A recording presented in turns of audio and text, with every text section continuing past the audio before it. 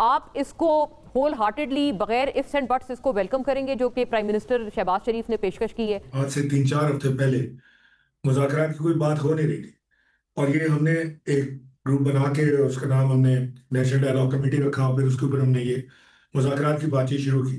हमने अपना वर्क किया जब हमें पता लगा कि पाकिस्तान तहरीक इंसाफ के जो सेम लीडरशिप है, जो पुरानी लीडरशिप है, जो पॉलिटिकल लीडरशिप है, वो 100% लोग इस बात से एग्रीड हैं कि जी मुज़ाकरात की वाहिद हल है, और रास्ता जो है वो मुज़ाकरात से निकल सकता है, ना कि टकराव की सियासत से।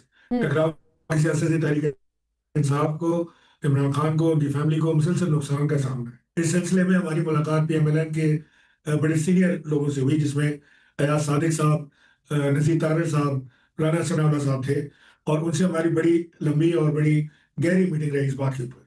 और उन्होंने एग्री किया कि जी वो वज़ीर आज़म से बात करेंगे और उनको उनको राजी करेंगे कि जी एक बार फिर वो डायलॉग की ऑफर करें, और फिर PTI पर मुनसर है कि वो इस बात को, या ऑपोजिशन मुनसर है कि उस बात को कैसे लेती है और किस तरह आ जाती है। ये पहली ऑफर नहीं है, ये ऑफर मेरे ख्याल है तीसरी चौथी बार ऑफर हुई।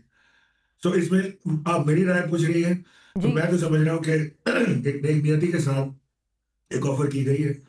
PTI के पास कोई और ऑप्शन नहीं है अलावा इसके कि वो इस ऑफर को कैपिटलाइज करें, कैश करें, और बातचीत का आगाज करें। हम्म। जो भी उनके तहफुजात है PTI के, वो टेबल पर रखें। वो बताएं हुकूमत वक्त को कि जी हम, मिसाल के तौर पे अगर वो कहते हैं कि जी हमें फ्रेश इलेक्शन चाहिए, तो वो 2 दिन में तो नहीं मिल जाएंगे। ऐसा तो नहीं होगा कि 2 महीने में इलेक्शन मिल जाए, हुकूमत कहे जी आप बड़ी अच्छी बात कर रहे हैं, हम छोड़ के चले जाएंगे। हम्म। जाहिर है कि एक बड़ी लंबी चौड़ी नेगोशिएशन होगी। मेरा ख्याल है PTI की ख्वाहिश होगी, मैं एग्जाम्पल दे रहा हूँ, कि 3 महीने में इलेक्शन हो, और हुकूमत की ख्वाहिश होगी कि जब हम अपना टर्म पूरा करेंगे उस वक्त तक आप खामोश बैठे हैं।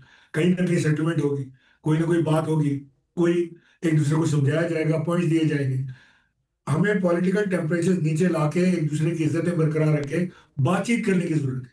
हम्म। स्टैब्लिशमेंट से भी बात करनी है, अपोजिशन ने, अपोजिशन की दीगर पार्टियों से भी बात करनी है PTI ने, और हुकूमत से भी बात करना उतना ही जरूरी है जितना वो स्टैब्लिशमेंट को वजन दे रहे हैं। डू यू थिंक कि आपकी एफर्ट्स इसके लिए मतलब इनको क्रेडिट मिलना चाहिए इस बात का? जी हो सकता है, क्योंकि वो आई मुमकिन है कि सी। उनको ये ख्याल आया हो, जब जब सीनियर लोगों ने जाके बात की होगी दोस्तों ने हाँ। वजीर आजम से, तो उनको ये इस बात का याद था, तो उनको पहले भी था कि जी मुज़ाकरात होने चाहिए, वॉज ऑलवेज फॉर नेगोशिएशंस।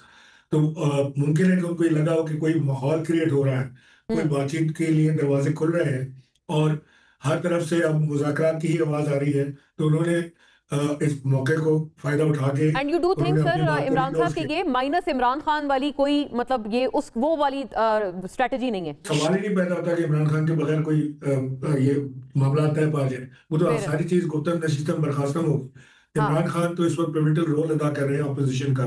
जो हम्म। रेजिस्टेंस या जो सारी चीज हो रही है, वो इमरान खान की हिम्मत पर हो रही है। इमरान खान ही ओ। मोस्ट पॉपुलर अपोनेंट लीडर है इस वक्त पाकिस्तान में, उनसे बड़ा तो कोई भी नहीं। तो लिहाजा इमरान खान को मैनेज करने का तो सवाल ही नहीं पैदा होता, ना ही हुकूमती हल्कों से ऐसी कोई बात आए। जो बंदा आप लोगों से मिलता है उसको अपना दिफा करना पड़ जाता है कि नहीं नहीं आप, मैं नहीं मिला, वो लोग आए मिलने, मैंने पहल नहीं की, so on and so fourth. देखिए मोना, बात यह है कि फिरदौस साहब उम्र में तो मुझसे बड़े हैं, लेकिन PTI में मुझसे जूनियर है। PTI बनाने वालों में से मैं था, फिरदौस साहब PTI ज्वाइन करने वालों में से मैं 1993 से इमरान खान के साथ हूँ, और कभी भी फिरदौस साहब इमरान खान के इतने करीब नहीं आए जितना मैं उनके करीब रहा। फिरदौस साहब का एक मसला ये है कि ये अपनी जुबान पे कंट्रोल इनको रहता नहीं है, और बस बोल जाते हैं, बात कर जाते हैं। अब मैं आपको एक बात बताऊं कि जब हम शाह महमूद कुरैशी साहब से मिलने गए ना, तो शाह जी बिल्कुल तैयार बैठे हुए थे, उन्हें इतला थी कि हम मिलने आ रहे हैं। शाह जी की जबान से कभी ये बात नहीं निकली कि वो हम जबरदस्ती कमरे में घुस गए थे। ये सारे मफरूजे हैं PTI के अपने बनाए हुए। शाह जी पूरा एक तैयारी करके बैठे हुए थे, एक इतना बड़ा लेटर पैड उन्होंने, उसके ऊपर पॉइंट्स लिखे हुए थे। उन्होंने कहा कि टाइम कम होता है, आप लोग मिलने आते हैं, मेहरबानी आपकी, और तो मुझे कोई PTI में पूछता नहीं है। तो मैंने ये पॉइंट्स बनाए, मैं आपसे बात डिस्कस करना चाहता हूँ, ताकि हम चैनल उर्दू से पहले ये पॉइंट्स पर डिस्कस करें। हम्म। और उस पॉइंट में शादी का जो सबसे टॉप मोस्ट एजेंडा था वो ये था कि जी मफाहमत की सियासत होनी चाहिए, गुफ्तगू की सियासत होनी चाहिए, बातचीत की सियासत होनी चाहिए। टकराव की सियासत से कोई फायदा नहीं हो रहा। तो हमने उस पर शाहजी को कहा कि शाहजी हम आपसे यही बात करने आए थे, मगर आपने हमें कन्विंस करना शुरू कर दिया इसके ऊपर। फिरदौस भाई की तो मतलब अच्छा हुआ कि आप पहले उनके पास चली गई, अयाज भाई के पास। डायरेक्ट आदमी तो शायद मैं ज्यादा गुस्से में आ गया था, जी। अब थोड़ा कंट्रोल हो गया है। हम्म। मुझे याद आया कि एक बार जब फिरदौस साहब ऑपोजिशन लीडर थे ना, तो अपनी जुबान पे कंट्रोल ना होने की वजह से ही ये फारिग भी हुए थे। इन्होंने एक तकरीर में खड़े होके कह दिया वजीर आजम को कि कोई शर्म होती है, कोई हया होती है, आपको करनी चाहिए इमरान खान। तो उस पर ही फारिग हो गए थे। अब आज इनको घोड़े कदम का फर्क नहीं पता लग रहा। तो मैं तो उम्र का लिहाज करके जो वो कुछ कह नहीं रहा, मुझे अगर इल्म भी होता कि फिरदौस भाई प्रोग्राम में होंगे तो शायद मैं अवॉइड कर जाता, क्योंकि मैं ये टकराव चाहता नहीं टेलीविजन के ऊपर। मैं तो एक call, I am just call away.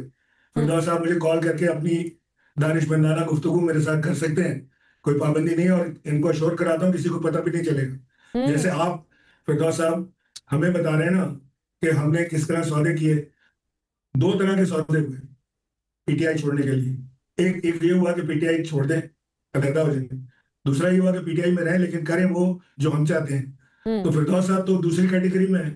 अपने कारोबार के लिए कहाँ जाके घुटने टेकते हैं ये हमें भी पता है, फिरदौस साहब को भी पता है। नहीं तो मना कर दें मुझे कि नहीं करते। पर्सनल एलिगेशन इमरान साहब। ठीक है, नहीं नहीं देखिए, कोई कोई एलिगेशन नहीं लगा रहा, बिल्कुल सच्ची बात कर रहा हूँ। मैं झूठ बोल नहीं रहा, मैं झूठे झूठे पे खुदा की लानत। मुझे पता है कि कौन कहाँ पे जा रहा है, पीटीआई के कितने लोग कॉम्प्रोमाइज हैं, मुझे पता है। ठीक है, मैंने तो अपनी मजबूरी का इजहार किया कि मेरे पास एक वीक मोमेंट था, मेरे पास जो ऑप्शंस थे वो बहुत नैरो हो गए थे। हम एक बड़ी सख्त गिर जेल से, एक सख्त मुश्किल से हालात से गुजरे और हमने पार्टी छोड़ दी, हमें छोड़ना पड़ी। लेकिन हमने पार्टी के साथ दो नंबरी नहीं की। खान साहब भी अगर खुद भी ख्वाहा ना हो मुज़ाकरात के, तब आप लोगों की ये एफर्ट्स कहाँ जाएंगी? ये सबसे जरूरी सवाल है। मुना, इसमें ना तीन फरीक हैं।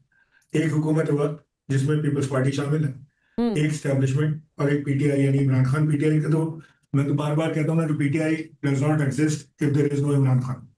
सो वो इमरान खान है। सो लिहाजा अगर तीनों में से कोई एक फरीक भी पीछे हटता है, बात नहीं करता, तो वो ये सारा का सारा जो मुज़ाकरात का एक फसाद खड़ा कर रहे हैं, कोशिश की जा रही है, ये मुंह के बल औंधे गिर जाएगी। तो लिहाजा इसको बड़े फ्रेजाइल तरीके से और बड़े एक बड़ी पॉलिटिकल सोच और अप्रोच के साथ इसको डील करना चाहिए और किया जा रहा है। मैं अभी हमने सारे जो लीडर्स हैं बाहर बैठे हुए हैं, जो पीटीआई के पुराने दोस्त हैं, लीडर्स हैं, उनसे मुलाकातें हमने की और उन सब ने एग्री किया कि जी यही रास्ता है।